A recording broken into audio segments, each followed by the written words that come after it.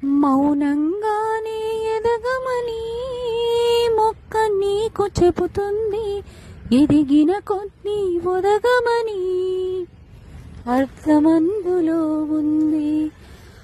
అపజయాలు కలిగిన చోటే గెలుపు పిలుపు వినిపిస్తుంది.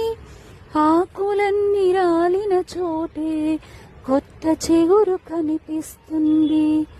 మౌనంగానే ఎదగమని మొక్క నీకు చెబుతుంది, ఎదిగిన కొద్ది ఒదగమని అర్థమందులో ఉంది. దూరమెంత ఉందని దిగులు పడుకునేస్తమా, దరికి చేర్చు దారులు కూడా ఉన్నాయిగా. భారమెంత ఉందని బాధపడకునేస్తమా, బాధ వెంట నవ్వుల పంట ఉంటుందిగా. సాగర్